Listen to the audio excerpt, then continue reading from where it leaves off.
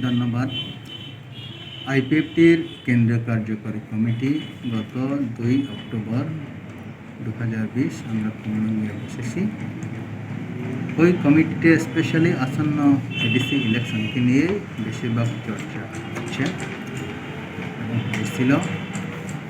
ওইখানে আমরা সিদ্ধান্ত নিয়েছি আইপিএফটি এবং বিজেপি যেহেতু স্টেট গভর্নমেন্ট অ্যালায়েন্সভাবে চালাচ্ছে, লাস্টলি আইপিএফটি এবং বিজেপি অ্যালায়েন্স এই ম্যাটারটা নিয়ে যখন প্রসঙ্গ উঠেছিল তখন আইপিএফটি এবং বিজেপি অ্যালায়েন্স নিয়ে প্রথম দুবার বৈঠক হয়েছিল। এখানে সিট শেয়ারিংটা কমপ্লিটলি হয়নি, কাজে সিট শেয়ারিংই আসল।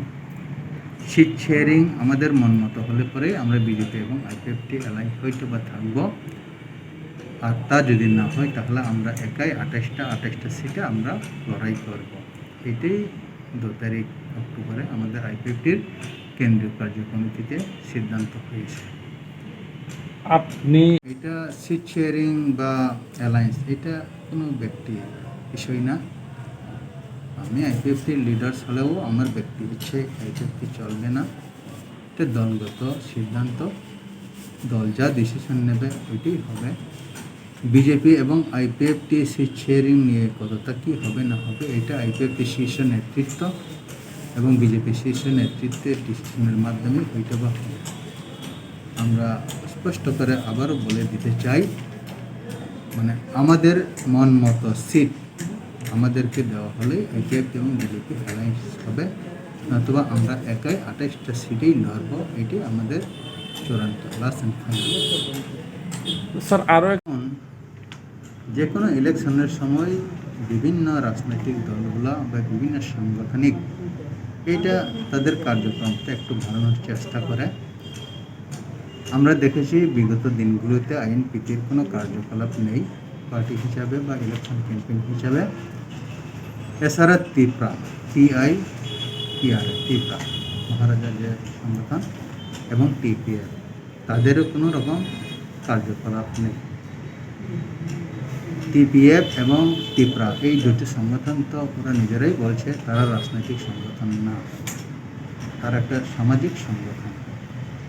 এখন রাজনৈতিক সংগঠন না বলে আবার তারা এখন ভোটে কন্টেস্ট করতে চাইছে আইএনপিটির সঙ্গে যুক্ত হয়ে। এইটা কতটুকু কী হবে এইটা ওনারাই জানেন।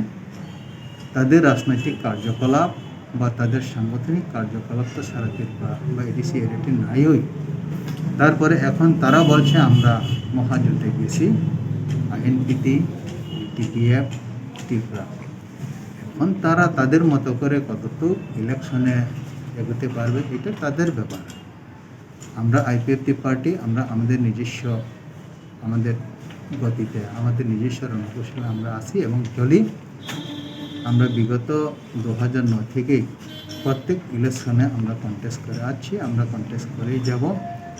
হয়তোবা আমরা অ্যালায়েন্স হয়ে বিজেপির সঙ্গে নতুবা একা আমরা কন্টেস্ট করে যাব।